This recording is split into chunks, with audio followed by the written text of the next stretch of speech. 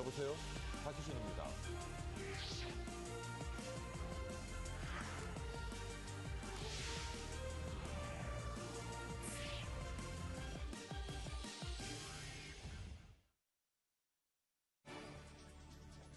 머니24 헤드라인입니다.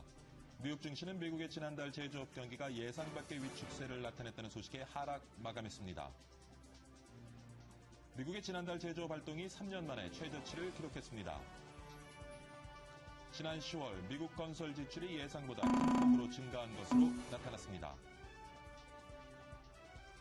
증권업계의 수익성은 전분기에 비해 큰 폭으로 개선됐지만 지점수 국내 최대 규모인 현대증권은 개선폭이 크지 않았다는 지적입니다. 현대차는 11월 미국에서 판매된 차량이 지난해 같은 기간보다 8% 늘어난 5만 3천 대를 기록했다고 밝혔습니다. 스페인이 자국은행권의 자본 확충을 위해 유럽연합에 약 400억 유로를 공식적으로 요청했다고 다우존스가 보도했습니다.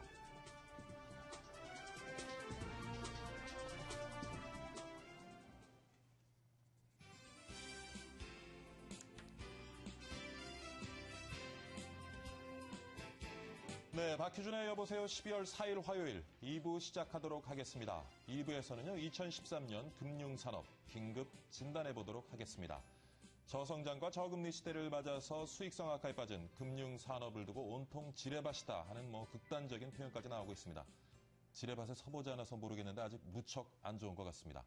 이러한 분위기가 우리 경제와 또 우리 생활에 미치는 영향은 무엇인지 오늘 미래경영연구원의 홍병각 고문과 함께 짚어보도록 하겠습니다. 두 번째 이슈는요, 아이폰 5 곧 출시가 되죠. 아이폰 5 출시와 함께 다시 고개를 들고 있는 통신시장의 보조금 논란 한번 분석해 보도록 하겠습니다. 보조금 없는 통신시장은 이제 상상하기 어려울 정도로 보조금 지급이 시장을 크게 왜곡시킨 것도 사실입니다. 보조금으로 인해 벌어진 통신시장의 명암, 서울대학교 오정석 교수와 함께 짚어보도록 하겠습니다. 여러분 방송 보시면서요, 보조금 논란에 나도 할 말 있다 하시는 분들 전화 주십시오. 지금 전화번호 나가고 있죠. 0220-4974부터 5까지 두 대의 전화 열어놓고 기다리겠습니다. 편안하게 전화해 주십시오.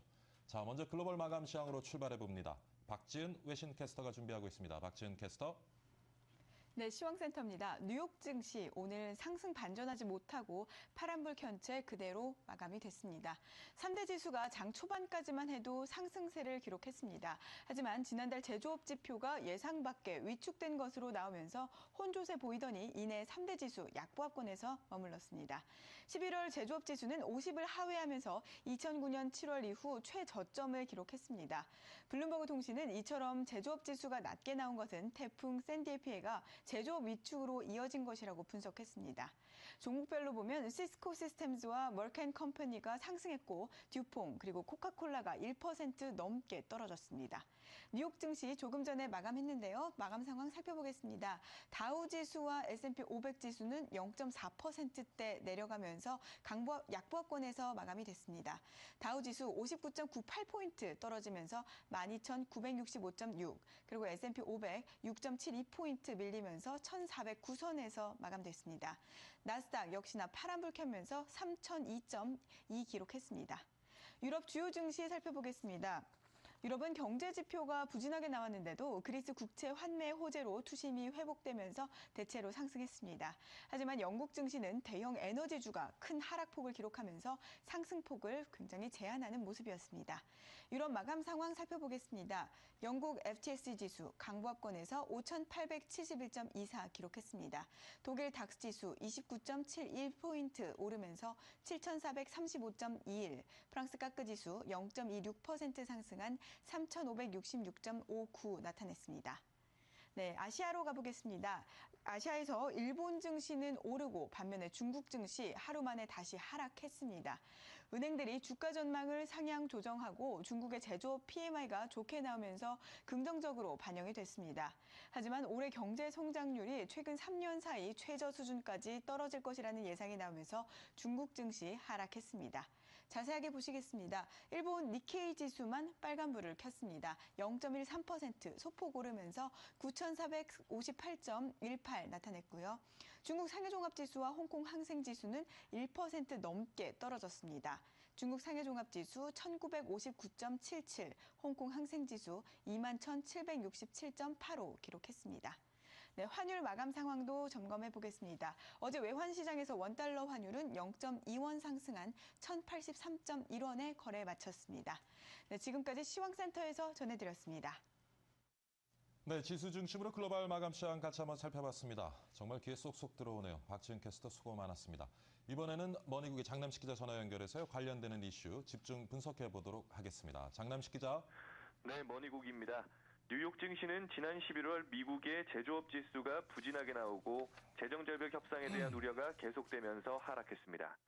지난달 미국의 제조업 경기는 기업 투자 감소와 수출 둔화, 허리케인 샌디의 영향 등으로 예상 밖의 위축세를 나타냈는데요. 11월 공급관리자협회 제조업 지수는 49.5를 기록하며 2009년 7월 이후 저점을 나타냈습니다. 이는 당초 예상치인 51.4를 밑도는 수치입니다. 블룸버그 통신은 미 정치권이 재정절벽 협상을 타결하지 못하며 기업들의 장비 투자가 드물었고 수출 둔화로 해외 주문까지 감소한 여파가 지난달 제조업 위축세로 이어졌다고 분석했습니다. 한편 유럽 증시는 상승 마감했습니다. 그리스와 스페인에서 들려온 긍정적인 소식에 유럽 문제 해결에 대한 기대감이 커졌습니다. 이날 그리스는 유로존 재무장관 회의를 앞두고 부채 위기 해결을 위해 10억 유로 규모의 국채 할인 재매입을 발표했습니다. 그리스의 국채 환매는 지난달 27일 유로존이 국제통화기금과 합의한 그리스 채무 감축안의 핵심 사항입니다. 스페인은 자국은행권의 자본 확충을 위해 유럽연합에 약 400억 유로를 공식적으로 요청했습니다. 이러한 소식에 기대감이 작용하면서 유럽 증시는 대체로 상승했습니다. 다만 거래 시작 전 발표된 유로존 제조업 PMI가 46.2를 기록하며 16개월 연속으로 위축세를 이어간 것으로 나타났습니다. 하지만 전달보다는 지수가 소폭 개선돼 큰 악재가 되지는 않았습니다. 업종별로는 미디어 부분이 강세를 나타냈습니다. 영국 미디어 회사인 케이블 앤 와이어리스가 그 모나코와 아이슬란드 사업부 자산을 매각한다는 발표에 5.5% 상승했습니다. 반면에 UBS는 리보 스캔들과 관련해 미국과 영국 당국으로부터 4억 5천만 달러, 우리 돈 5천억 원의 그 벌금을 부과받을 것이라는 소식에 하락했습니다. 이상 글로벌 마감 시황이었습니다. 네, 장남식 기자 수고 많았습니다. 다음 소식입니다. 미국의 지난달 제조업 활동이 2009년 7월 이후 최저치를 기록했습니다. 미 공급관리협회는 11월 제조업 활동 지수가 지난달 51.7에서 49.5로 하락했다고 밝혔습니다. 제조업 지수가 50이 하면 제조업 활동이 후퇴한 것을 의미합니다. 제조업 활동 후퇴는 내년 시행 예정인 정부 지출 삭감과 증세로 인한 재정절벽 우려가 반영됐기 때문인 것으로 풀이됩니다. 지난 10월 미국의 건설 지출이 예상보다 큰 폭으로 증가한 것으로 나타났습니다. 미국 상무부에 따르면 지난 10월 건설 지출은 전달보다 1.4% 늘어나며 전문가 예상치인 0.5%보다 큰 폭으로 증가했습니다. 모기지 금리가 낮아진 영향으로 주거용 주택 부동산 시장이 회복되면서 건설 지출 증가세로 이어졌다는 분석입니다. 증권업계가 불황임에도 수익성은 오히려 전분기에 비해 큰 폭으로 개선됐는데요. 지점수 국내 최대 규모인 현대증권은 안팎의 악재 속에 개선폭이 크지 않았다는 지적입니다. 서원한 기자가 전해드립니다. 지점수 133개로 증권사 중 가장 많은 점포를 가지고 있는 현대증권. 경기 침체로 지점 수익이 악화되고 있음에도 구조조정은 더디기만 합니다. 실적으로도 그대로 반영됐습니다. 2분기에 흑자 전환에 성공했지만 타사에 비해 개선폭이 적습니다. 지난해와 올해 4월부터 9월까지 당기순이익을 비교하면 948억 원에서 61억 원으로 900억 원 가까이 크게 줄었습니다. 대우증권이 같은 기간 동안 26.5% 증가한 것과 대비되는 성적입니다. 지난 1분기에는 직원당 생산성이 5대 증권사 중 꼴찌였습니다. 당기순이익이 94억 원 적자이다 보니 직원당 생산성 역시 마이너스를 나타내는 것은 당연한 결과. 현정은 회장이 야심차게 추진한 서초동 부티크 모나카 여성특화 지점 등 5개 지점을 정리했지만 타사에 비해서 정리 규모가 작습니다. 노사 갈등이 이 같은 부진의 주된 배경입니다. 노조와 임직원 간의 갈등 속에 현대증권 매각설까지 흘러나오고 있습니다. 현정은 회장이 매각은 없다고 황급히 해명하며 매각설은 사그라들었지만 분위기는 좋지 않습니다. 연말에 실시될 그룹 정기 인사폭도 예상보다 커질 수 있다는 관측도 제기되는 등 현대그룹 전체가 현대증권발 악재로 흔들리는 상황. 안팎에서 악재를 만난 현대증권이 어떻게 위기를 타개할 수 있을지 관심이 모아집니다. M머니 서한입니다. 네, 다음 소식입니다. 현대차는 11월 미국에서 판매된 차량이 지난해 같은 기간보다 8% 늘어난 5만 3천여 대를 기록했다고 밝혔습니다. 지난달 미국 시장에서 현대차 외 주요 자동차 업체들의 판매도 호조를 보였습니다.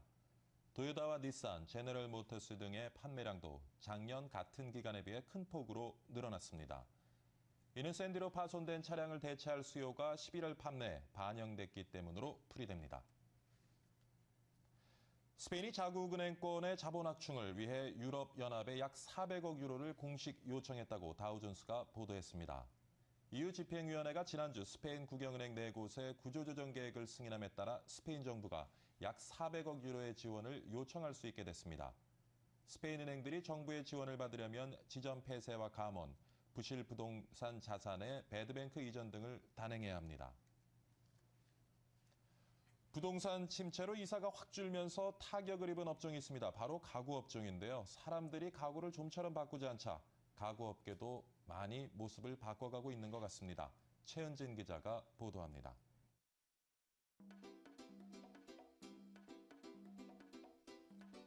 몇 년 전부터 불어온 DIY 가구 바람은 여전합니다.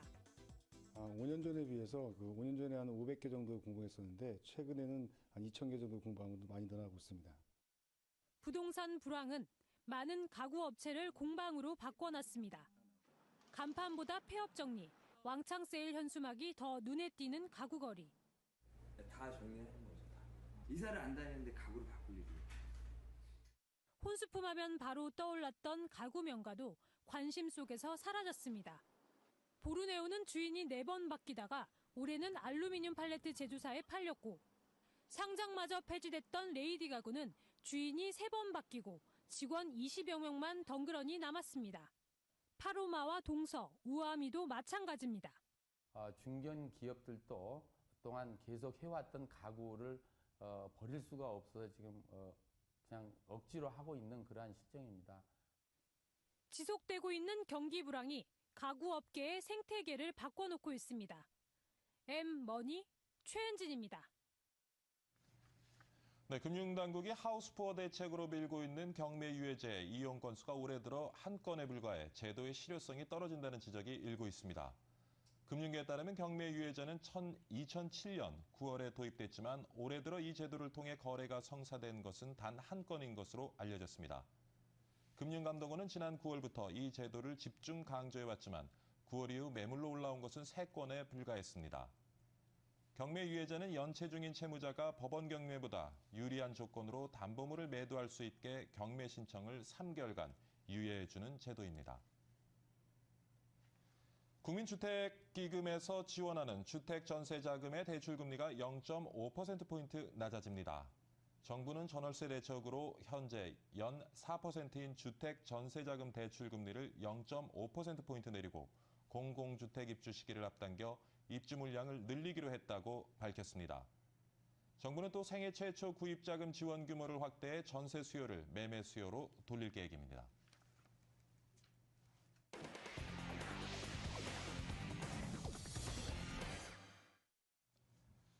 네, 집중 관찰 오늘의 종목 알아보도록 하겠습니다. 오늘의 종목은요, SK 브로드밴드입니다. 오늘 SK 브로드밴드 동양증권의 박진희 차장과 함께 분석해 보도록 하겠습니다. 안녕하십니까, 차장님? 네, 안녕하세요. 네, SK 브로드밴드 어떤 회사이고 최근 어떠한 이슈를 가지고 있는지 좀 설명해 주시죠.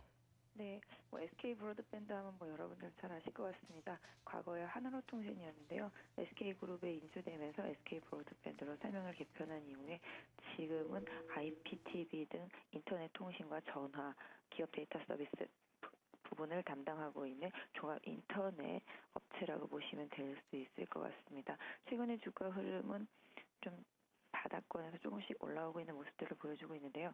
이 종목 같은 경우는 최근에 IPTV가 이제 내년에 새롭게 이제 전체적으로 디지털 TV가 되면서 이런 부분에 대한 기대감, 디지털 TV에 대한 전환, 기대감 이런 부분들이 급속하게 좀 주가를 끌어올리면서 바닥권이라고 말씀드렸지만 상당히 오랫동안 소화되었던 그런 종목이었었는데요. 최근 한 두세 달 사이에 급등한 모습을 보이면서 주가가 상당히 많이 오른 모습을 보여주고 있습니다. 네, 최근 SK 브로드밴드 뭐 좋은 모습을 보이고 있는 것 같은데 오늘 장에서는 어떻게 예상하시는지요? 일단은 SK 브로드밴드 같은 경우도 지난번 5,000원 부분을 넘지 못하고 계속적으로 좀 고점이 낮아지면서 조정을 받고 있는데요. 그럼에도 불구하고 21선은 꾸준히 유지가 되고 있습니다. 기관 매수세가 꾸준히 유입되고 있는 까닭인데요.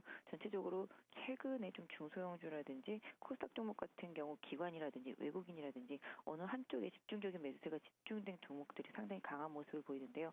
역시 SK 브로드밴드도 그런 맥락으로 보시면 될 수 있을 것 같습니다. 그래서 현재 보유하신 분들이라면은 실질적으로 차트가 보면 21선 계속 지지했기 때문에 21선을 중심으로 보시면 될 것 같습니다. 그래서 한 4,650에서 한 4,700원 정도를 계속적으로 좀 유지하는지를 좀 봐주시면 좋을 것 같고요. 기본적으로 최근의 고점 4,990원, 즉 한 5,000원 부분을 다시 돌파하는지를 좀 체크를 좀 해봐 주시면 좋을 것 같습니다. 어제 최근에 좀 거래가 한 일주일 동안 좀 많이 줄어들었고요. 어제 조금 늘어나긴 했는데요. 결국은 이제 고점 부분에서의 매물이 계속 조금 이어지고 있는 그런 모습입니다. 그래서 실질적으로 뭐 신규 매수를 노리시는 분들이라면은 한 4,500원권 그 정도에선 접근이 좀 가능해 보이고 있고요. 기본적으로 보유하고 계신 분들은 급하게 매도하실 필요는 없고 일단 보유하시면서 5,000원에 대한 계속 저항대가 돌파가 안 되는 상태에서 좀 기관 쪽에 매물이 나올 때 이런 때를 조금 매도 포인트로 잡아보시면 답이 될 것 같습니다. 네, 오늘 동양증권 박진희 차장과 함께 SK 브로드밴드에 대한 투자 전략 같이 한번 세워봤습니다. 차장님 오늘 무척 춥습니다. 네, 많이 춥습니다. 감기 네. 조심하세요. 네, 감기 조심하시고 좋은 하루 되십시오. 네, 감사합니다. 네, 수고하셨습니다.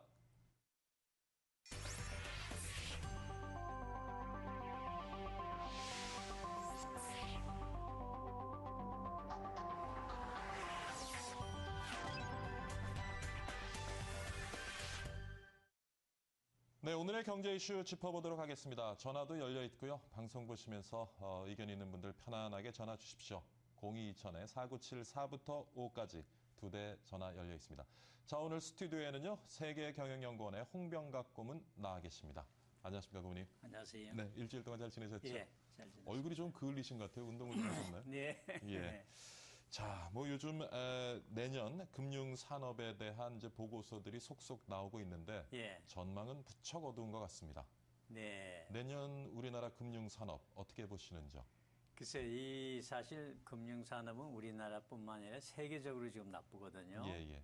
예를 들면 유럽은 뭐 은행들이 지금 남쪽 유럽 은행들은 지금 굉장히 그 유동성 때문에 고생하고 있고 미국 은행도 지금 많이 고생하고 이제 한국뿐만은 아닌 것 같습니다. 네. 근데 역시 이제 금융에서 제일 어려운 게 부실재산 문제거든요. 예. 그러니까 부동산 대출이 아직도 상당히 어렵고 예. 하우스푸어들이 많아서 예. 가계 대출이 좀 어렵고 예. 그러니까 그게 두 가지 어려운 데다가 그렇게 되면 은행에서는 대손 충당금을 써야 되거든요. 그러니까 은행의 그 수익률의 압박이 가고 예. 금리가 많이 떨어졌으니까 은행의 수익성이 나쁘고 예. 그래서 어느 정도 은행이 좀 문제점을 많이 안고 있다 하는 점에서 예. 은행이 내년에는 상당히 어렵지 않겠느냐 그런 전망이 나오는 것 같습니다. 지금 이제 내년에 금융산업이 어려울 것이다. 네. 그 이유를 몇 가지 짚어주셨는데 예. 하나하나씩 좀 짚어보도록 하겠습니다. 예. 먼저 말씀해주신 부분이 이제 그 가계부채 예. 얘기를 하셨는데 예. 지금 가계부채가 937조 원에 예. 이르고 있습니다. 예. 하우스포 얘기도 말씀을 예. 하셨고요. 예. 부동산 경기 좀채로 지금 뭐 살아나지 않을 분위기고요. 네. 어떻게 될 것 같습니까? 그러니까 그거는 두 가지 면에서 봐야겠죠. 예. 은행에서도 지금 경제 상황이 이게 나쁘고 고용도 나쁘고 또 주택 가격이 떨어지고 그래서 그 개인들의 그 부채 상환 능력이 많이 떨어졌거든요. 네. 근데 그거를 이제 신문에서는 이제 뭐 파산 신청을 한다, 그 재생 신청한다. 그런 이슈가 나오기 전에 은행에서 이걸 좀 상당히 건설적으로 이걸 해결해야 되는데 예를 들면은 원리금 상환이 되면은 원리금을 좀 유예해 준다든지 예. 이런 방법으로 좀 짐을 좀 덜 해주는 방법이 있겠고 정책적으로 예. 미국에서는 정책적으로 이 가계 부채 문제를 개입해서 이제 유예해주는 그런 면제가 아니라 좀 부담을 덜어주는 그런 이제 정책들이 있습니다. 한국에서도 이제 그런 정책이 좀 세대 통일이 나오면 좀 나오지 않을까 그런 생각을 하네요. 은행 부실화의 원인이 될 수 있는 금융권 부실화의 원인이 될 수 있는 가계 부채 예. 이제는 정부의 어느 정도의 지원이 필요하다라고 보시는 건가요? 은행 전반적으로 심각도가 어느 정도 있는지 모르지만은 예. 그렇게 전반적인 문제가 이제 생기게 되면 정부에서 개입을 해야죠. 개입을 안 할 수가 없다고 생각합니다. 자, 또 하나 이제 지적하고 있는 부분이 이제 기업 실적 악화, 유동성 부족에 따라서 기업 대출 연체율이 내년에는 좀 상승을 할 것이다 하는 지적이 있습니다. 이 부분 좀 짚어주시죠. 그게 이제 한국의 수출 이제 원화 강세에 의한 이제 수출 문제가 있고 또 유로 위기에 대해서 유럽 지역의 이제 수출 문제가 있고 한국의 경제가 정말 50% 이상이 이제 수출 아닙니까? 그러니까 기업의 수익성이 많이 이제 압박을 받을 수가 있고 기업에서 투자 안 하죠. 그럼 상당히 몸을 쓰리고 투자를 안 하고 그러니까 기업에서 나올 수 있는 이익이 종전에 비해서 많이 줄어든다. 그리고 금리 차에서 오는 은행에서는 이제 마진을 가지고 장사를 하는데 이자가 얕으니까 이제 마진이 줄어들거든요. 거기에 문제가 있고 그래서 은행의 기업 상대 수익성도 전망이 좋지 않다 그런 전망이 나옵니다. 그렇군요. 또 하나 이제 지적되고 있는 문제가 저금리 기조가 계속 지속되다 보니까 결국에는 금융권의 특히 이제 은행들의 수익성이 내년엔 더 떨어질 것이다 하는 지적이 있습니다. 저금리는 사실 은행의 영향이 크고 사실은 저금리가 연금 받아가지고 사는 은퇴한 자한테도 좋지 않거든요. 그래서 여러모로 저금리가 주는 그런 부정적인 영향이 많이 있습니다만은 특히 은행에 좀 심한 타격을 줍니다. 돈을 만지는 은행이고 돈의 유통이 저금리가 되면은 돈의 유통이 활발하지가 않거든요. 유통 속도도 줄고 그래서 저금리 기조는 또 가지 않을 수가 없습니다. 지금 한국 입장에서도 그렇고 세계적으로 지금 저금리 추세 아닙니까? 그러니까 이거는 경제가 슬로우다운 하니까 금리를 아마 슬로우다운 경제를 좀 부추겨 주는 거거든요. 근데 이거는 내년에도 계속되리라고 보는데요. 내년에 지금 뭐 계속 어두운 전망 나오고 있는데 자, 그러면 말이죠. 조금 금융권에서도 좀 분야별로 한번 짚어보도록 하겠습니다. 지금 아까 이제 우리가 가계부채 얘기를 나눴는데요. 사실 집값은 떨어지고 기존에 어떤 대출하신 분들이 은행권에서 집값이 떨어지면서 대출이 힘들어지면서 이제 제2금융권 다시 말씀드리면 이제 저축은행에 또 이제 대출이 늘어나고 있는 것 같습니다. 뭐 얼마 전에도 저축은행의 부실화 상당히 문제가 됐었는데요. 내년에 이 문제 좀 더 심화되리라고 보시는지요? 더 심화된다고 보고요. 저축은행에 대한 정부의 규제가 더 강화된다고 보고요. 그러니까 저축은행이야말로 상당히 어려운 시대가 오지 않을까 생각을 하네요. 지금 보면은 미국도 그렇지만은 저축은행은 제2금융권 아닙니까? 그러니까 주로 이제 부동산 대출을 많이 하거든요. 그리고 조금 고리 대출을 하고. 근데 고리 대출을 하는 부동산이 지금 유지가 어렵거든요. 부동산 가격이 떨어지니까 거기서 나오는 부수적인 수입이 떨어지고. 그래서 부실이 더 나올 수가 있는 소지가 많다고 생각합니다. 그래서 저축은행의 내년에 저축은행의 여러 가지 영업 상황은 금년에 비해서 더 좋을 리가 없고 더 많은 압박이 가지 않을까 생각합니다. 저축은행 업계에 있어서의 구조조정도 예상해 볼 수 있을는지요? 물론 있죠. 예. 물론 있고 저축은행이 이제 그렇게 되면은 제일 당면한 문제가 자본 보충인데 예. 그 자본이 자본시장에서 들어가지가 않을 거거든요. 자본시장도 상당히 그 앞으로의 그 경기 전망이 있기 때문에 예. 저축은행을 정부에서 살릴 저축은행은 어떻게 살리느냐, 정책적으로 어떻게 살리고 도와주느냐 하는 그런 문제가 내년에는 크게 대두가 될 것 같습니다. 네. 저축은행 좋지 않고 상호금융 쪽은 어떻습니까? 거기는 비교적 저축은행만큼 예. 과감하게 이제 부동산 투자거나 이제 그런 걸 많이 안 했기 때문에 오히려 저축은행보다는 좀 부동산 대출의 그 짐이 적지 않은가 생각을 하니까 네. 오히려 좀 상황이 그렇게 심각하진 않지 않나 생각을 하네요. 저축은행보다는 상호금융 예. 상황이 예. 심각하지는 예. 않을 것이다. 예. 근데 뭐 이제 얘기하는 것이 이제 2012년 말에 네. 비과세 예금 혜택이 종료됨에 따라서 조금 그 부분에 영향을 받을 것이다 하는 영향 얘기는 있습니다. 받겠죠. 영향 받겠지만은 그러나 이 기본이 이제 그 부동산 치중이 그렇게 크지 않다는 예, 이제 장점이 있을 겁니다. 네.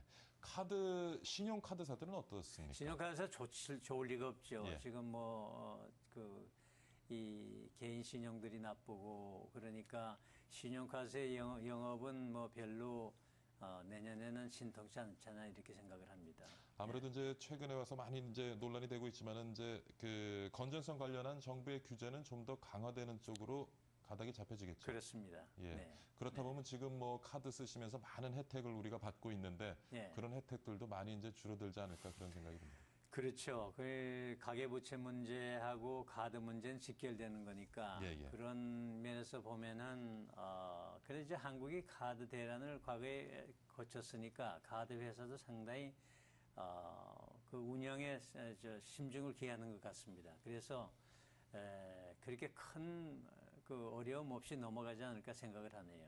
네. 그 다음에 이제 기타 여신 전문 금융회사들은 어떻게 보십니까? 돈을 이제 빌려주기만 하는 회사들이죠.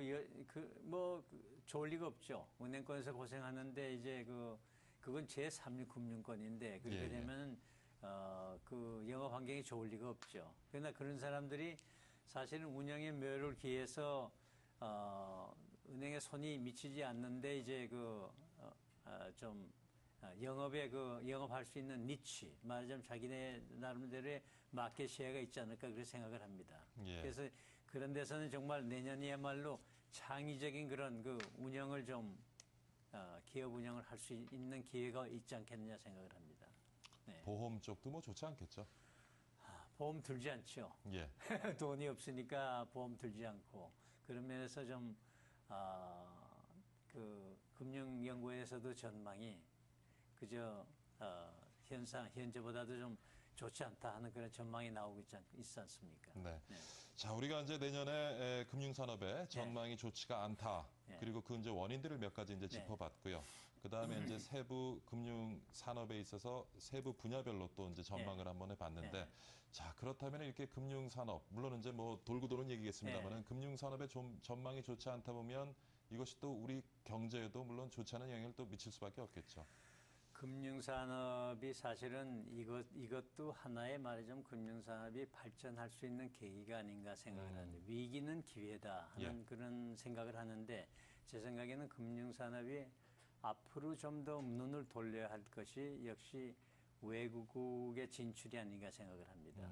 국내만 바라보고 있을 게 아니라 금융이야말로 지금 세계 무대에 나갈 수 있는 예를 들면 이제 유럽이 상당히 지금 금융 위기가 와서 이제 어렵지 않습니까? 예, 예. 미국도 많이 약화가 돼 있고 한국의 금융 산업이 이런 면에서 한번 외국의 눈을 돌려볼 만한 그런 기회가 오지 않았나 생각을 합니다. 외국에 좀 진출을 하려면 어느 정도 몸집이 돼야 되지 않는지요? 그렇지 않죠. 예. 그렇지 않죠. 우리 한국 기업이 가 있지 않습니까? 그러니까 예. 한국 기업하고 같이 가서 시장 개척을 할 만한 여유가 많이 있다고 생각합니다. 그래서 늘 얘기합니다마는 어려울 때가 오면은 또 새 돌출구를 이제 발견해야 되는데 그런 면에서는 이제 금융이 하나의 새로운 계기를 좀 찾을 때가 오지 않았나 생각을 합니다. 네, 이런 위기를 이제 극복하기 위해서 네. 해외로의 진출도 그렇죠. 하나의 우리가 대안으로 생각할 수 그렇죠. 있겠다는 네. 말씀이신 것 네. 같고요. 네. 그 외에 또 어떤 대안을 우리가 좀 생각할 수 있을는지. 그죠. 금융의 그 질적인 향상도 필요하지 않을까요? 어렵게 되면 이제 역시 내부 이제 가격이라든지 또 금융이 지금 창조적인 금융, 말하자면 기업을 돕는 금융이 아니라 좀 수동적인 금융이거든요. 예. 근데 이렇게 어렵고 기업이 힘들고 할 때는 기업의 파트너가 돼가지고 소위 그 기업 금융을 늘려갈 수 있는 그런 기회가 있지 않을까, 또 그런 기회가 주어지지 않았나 생각을 하네요. 그래서 국내에서는 기업 금융, 예. 해외에서는 이제 그 M&A라든지 투자 금융 이런 거를 이제 한국 은행들이 개발을 해야 되지 않느냐. 근데 사실 뭐 좋은 말씀이긴 합니다만은 경기가 좋지 않고 기업 네. 실적이 좋지 않은 상황에서 또 너무 금융권이 기업들과 이렇게 파트너십을 밀접하게 가져가다 보면 또 은행 부실화로 이어지는 것이 아닌지 하는 우려도 있을 텐데. 그거는 이제 종전에 생각했던 생각이고요. 예. 서구에서 보면은 은행의 그 소위 그 자세라는 것이 한국은행보다는 상당히 진취적이거든요. 어떨 때는 기업하고 거의 같이 가는 그런 은행의 그 사고방식이 있습니다. 그런 면에서 볼 때는 정말 다시 말씀드리지만 위기가 하나의 기회가 아닌가 그런 생각을 합니다. 네. 네. 자, 오늘 좋은 말씀 감사드리고요. 오늘 세계경영연구원의 홍병각 고문과 함께 내년도 우리나라 금융산업 한번 전망해 봤습니다. 그리고 위기를 기회로 헤쳐나갈 수 있는 대안도 몇 가지 한번 짚어봤습니다. 이른 시간 출연 감사드립니다. 고문님. 수고 많으셨습니다.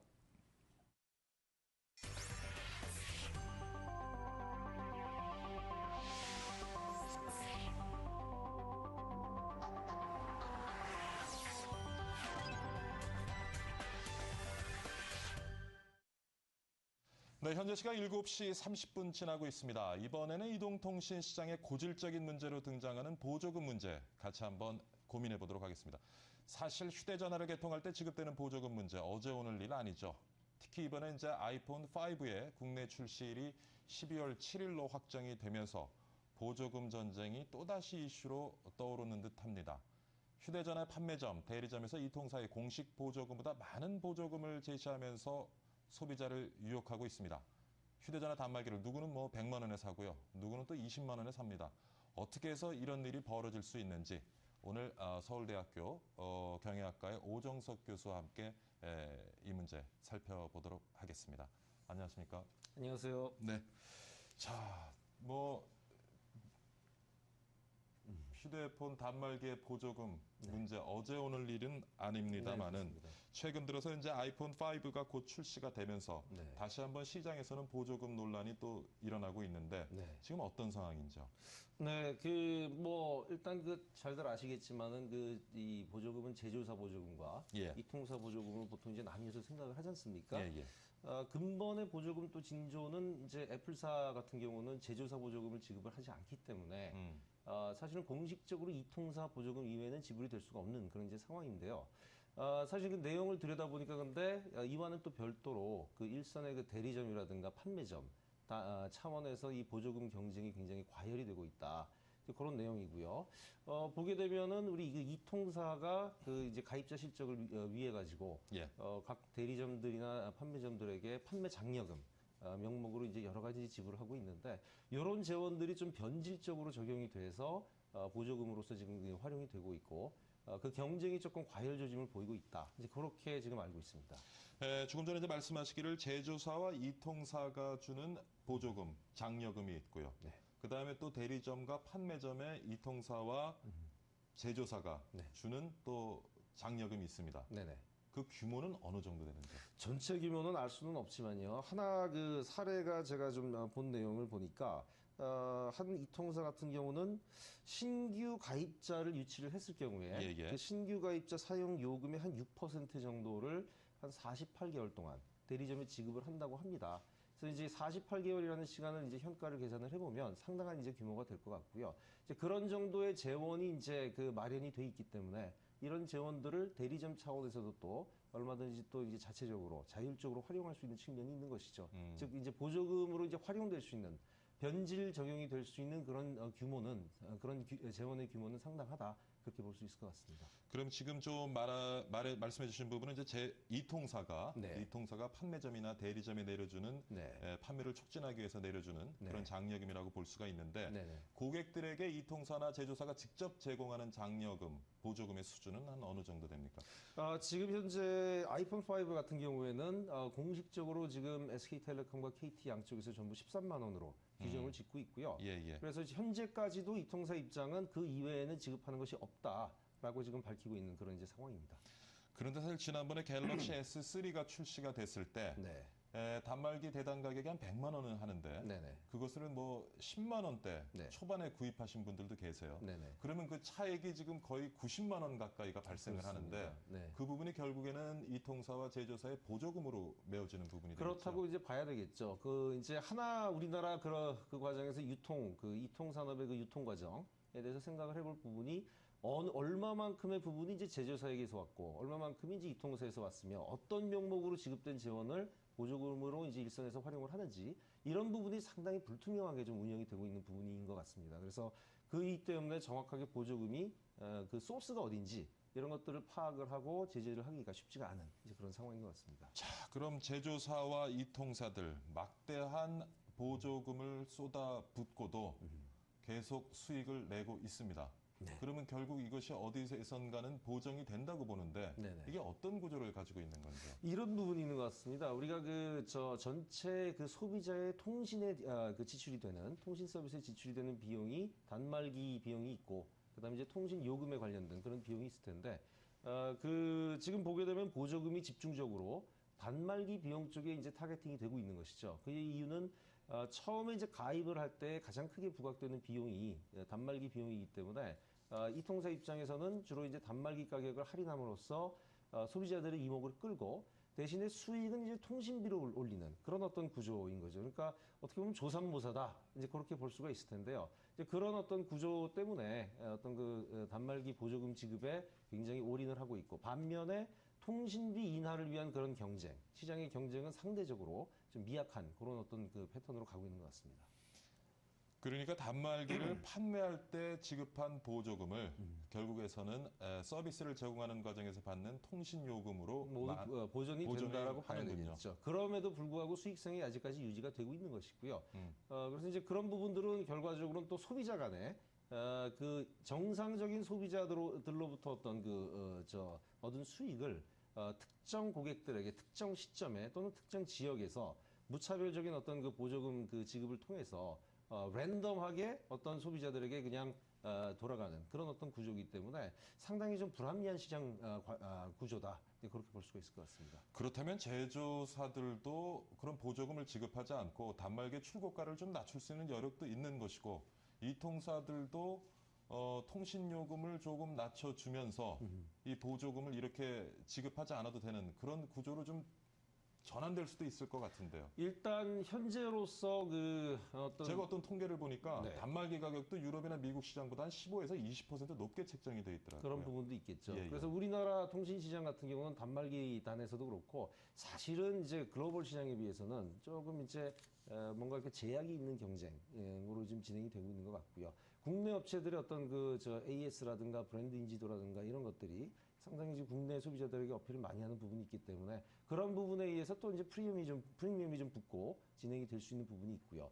또 아까 좀 말씀드리려던 부분 하나는 보조금이 지급이 되면서 궁극적으로는 사실은 단말기를 차별화된 가격으로 다수의 소비자에게 제공을 하는 그런 형태가 되고 있는데 사실은 우리가 이제 가격 전략적으로 봤을 때 같은 재화를 서로 다른 가격을 매겨서 이제 그 소비자들에게 제공을 하게 되면 상당히 수익성이 높아진다라는 것이 이제 일반적인 가격 전략의 이제 기본인 것이죠. 그런데 이제 이것들이 이제 뭔가 이렇게 페어 트레이드가 아니기 때문에 그 법적으로 좀 금지되는 부분이 있고요. 보조금이라고 하는 현상은 그런 면에 있어서도 좀 문제성이 있는 그런 정책이다 이렇게 볼 수 있을 것 같습니다. 자, 사실 뭐 보조금이 휴대폰 단말기 유통시장에 혼란을 준다 얘기를 하지만 사실 보조금이 어느 날 갑자기 없어져 버리면 소비자들은 황당할 거예요. 제값 주고 또 100만 원 가까운 그런 스마트폰을 구입을 해야 되니까. 그러니까 보조금 논란이 있기 전에 단말기 출고가 가격이나 그다음에 통신요금을 현실화 시켜놓고 낮춰놓고 보조금을 없애는 것이 소비자들에게 피해가 안 가도록 하는 방법이겠네요. 그게 이제 닭이 먼저냐 달걀이 먼저냐 이제 문제일 것 같은데요. 보조금 제도는 사실은 이제 뭔가 이슈가 지금 명확합니다. 그렇기 때문에 이제 보조금 제도를 이제 그 어떤 형태로 이제 정상화할 것이냐 그 부분을 이제 별도로 이제 진행을 할 수가 있을 것 같고요. 단말기 가격의 거품을 빼는 부분과 통신비를 인하하는 부분은 사실은 또 다른 이슈로 우리가 접근을 해야 될 부분이 있을 것 같습니다. 그 영향, 소비자들이나 기타 산업에 미치는 영향이 좀 다르기 때문에 각자 별도로 한꺼번에 다 좀 진행을 해야 되는 이슈들인 것 같습니다. 사실 요즘 이 유통 구조가 왜곡돼 있다 보니까 뭐 휴대폰 단말기를 사용하고 이용해서 통신 서비스를 사용하는 소비자들만 이렇게 피해를 입는 것이 아니라 별의별 문제가 다 생깁니다. 어떤 문제가 생기냐면 지금 보니까 아까 그 이통사가 대리점이나 판매점에 내려주는 장려금, 그러니까 인센티브죠. 그러니까 서로 막 지나치게 과열 경쟁이 돼가지고 노숙자 명의로다가 이제 휴대폰을 갖다가 개통을 하고 그게 대포폰이 되는 거죠. 그게 또 범죄에 악용되는 뭐 그런 사례까지 지금 있다고 하는데 그런 사례들이 아주 다양한 형태로 최근에 아주 그 발생을 하고 있는 것 같습니다. 즉 이제 타인의 명의를 도용을 해서 이게 참 말이 되는 얘기인데. 그래서 이제 개통을 하면서 보조금도 챙기고 그리고 이제 그 습득한 폰은 또 대포폰으로 팔고 그렇게 팔린 폰들은 이제 또 범죄라든가 사기에 또 이제 활용이 되고 이제 그런 부분들이 있고요. 여기 또 다단계 기법까지 또 등장을 한다. 이런 어떤 또 보고가 있고요. 그래서 굉장히 많은 지금 아주 심각한 피해들이 지금 보고가 되고 있는데요. 이런 부분이 있습니다. 그 보조금 혜택이 굉장히 큰 폰들이 이런 사기의 주된 타겟이다라고 하는 그런 분석이 있고요. 이제 그런 점만 보더라도 과다한 보조금 지급이 뭔가 이런 어떤 좀 범죄에 악용될 수 있는 그런 현상에도 일조를 하는 부분이 있다. 이제 그렇기 때문에 보조금 제도를 또 근절하자. 이제 그런 주장들도 좀 나오고 있습니다. 통신사들의 보조금 전쟁의 틈바구니 속에서 폰테크족이 등장하고 있다라는 얘기는 이게 무슨 얘기입니까, 폰테크족? 네, 뭐 기본적으로는 워낙 이 지역별로 시간차별로 어떤 그 치고 빠지기 전략의 보조금 지급 이제 행위가 이제 진행이 되고 있다 보니까 이런 정보에 밝고 이제에 굉장히 능한 소비자들 중에서 이제 그런 기회를 잘 살려서 그래서 이제 싸게 폰을 사고 이것을 시간이 지나고 나서 중고 가격이 정상화되었을 때 다시 시장에 되팔면서 수익을 올리는 이제 그런 그 패턴을 보이고 있다고 하는데 이걸 아예 그냥 어느 정도 그 업으로 이제 하는 이제 그런 분들까지 또 계시다 그러더라고요. 그래서 이제 3개 이통사를 통틀어서 총 한 11개 정도의 이제 계좌를 열 수가 있다고 하는데 11개의 계좌를 다 채워가면서 폰테크를 하는 분들도 있다고 하고요. 그래서 이제 이런 부분들을 보게 되면은 지금 역시 또 이 보조금 지급이 원칙이 없이 지급이 되기 때문에 이런 이 상황이 또 발생할 수가 있는 것이고요. 우리가 어떤 시장이라고 하는 것이 잘 정의가 되려면 소위 말하는 이 아비트라지라고 하는 그런 현상이죠. 그래서 같은 제품을 싸게 샀다가 다른 사람에게 더 비싸게 되파는 행위 이런 것들이 이제 존재하지 않아야 제대로 이제 뭔가 작동을 하는 그런 어떤 그 시장이다 이렇게 얘기를 하는데 그런 면에서 비춰보면 지금 휴대폰 시장이 굉장히 작동을 제대로 못하고 있는 시장 원리를 지금 따르지 못하고 있는 이제 그런 상황인 것 같습니다. 정부는 뭘 하고 있습니까? 사실 뭐 보조금 관련해 가지고도 원론적인 어떤 그 제재 노력을 계속 하고 있다라고 하고 있는데 효율적이지가 못한 부분이 좀 있겠죠.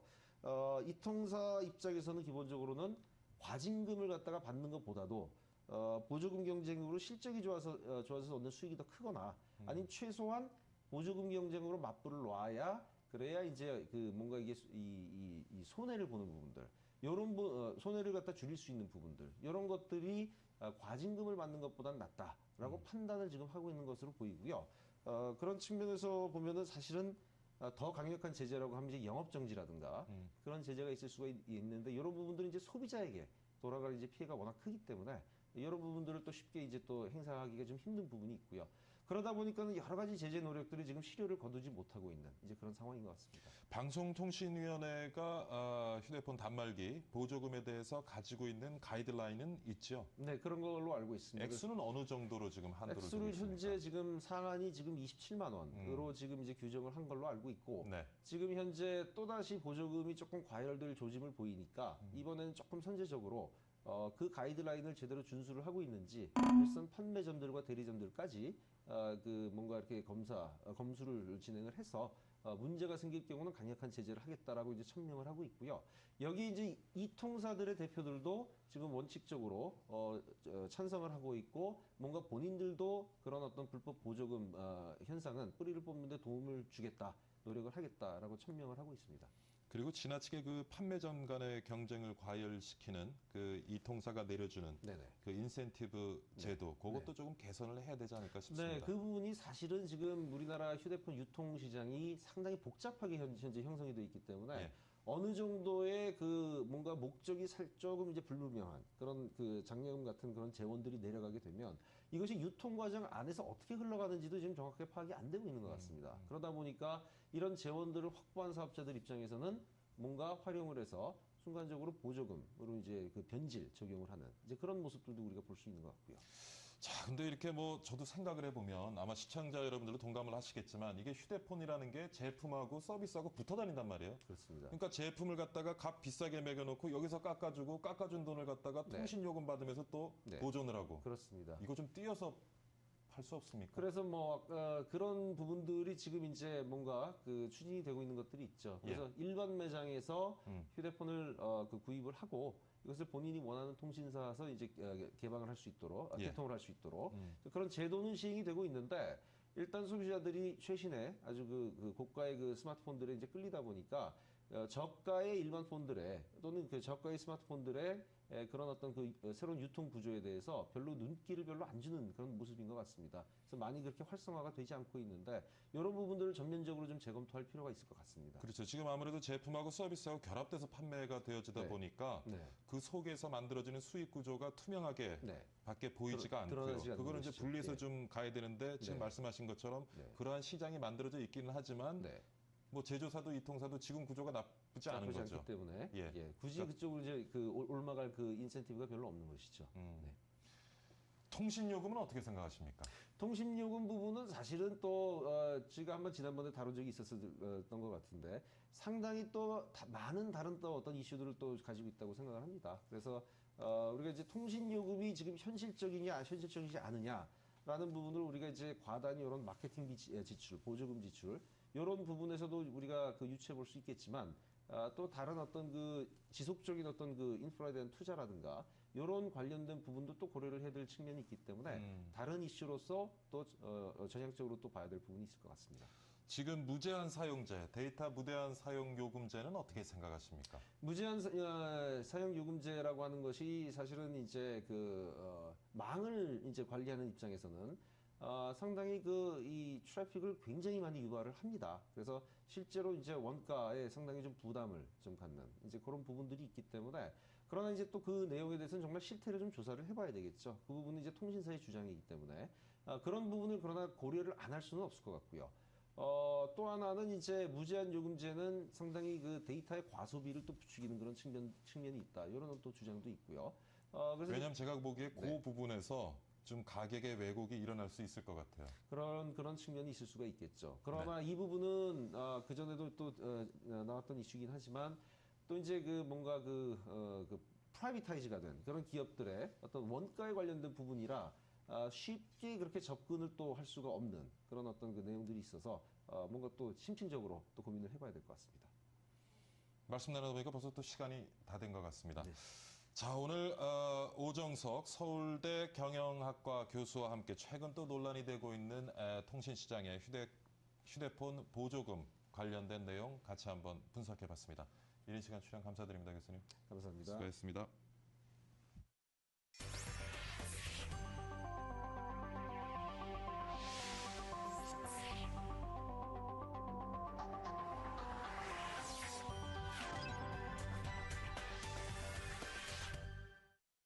네, 자, 현재 시각 7시 47분 지나고 있습니다. 박희준의 여보세요 이제 마칠 시간이 됐네요. 이슈들을 살펴보다 보니까 시간 가는 줄 모르고 얘기를 나눴습니다. 보조금 논란에 대한 얘기도 해봤습니다만 보조금 지급이란 결국 소비자를 두고 아까 오 교수님 말씀하셨지만 조삼모사격인 눈가림이 아닌가 하는 생각이 듭니다. 투명하고 공정한 거래 관행 하루빨리 좀 자리를 잡아가야 되겠습니다. 저는 내일 다시 인사드리겠습니다. 오늘 날씨가 무척 춥습니다. 출근길에 좀 옷 두툼하게 입으시고요. 감기 조심하시기 바랍니다. 내일 다시 찾아뵙겠습니다. 감사합니다.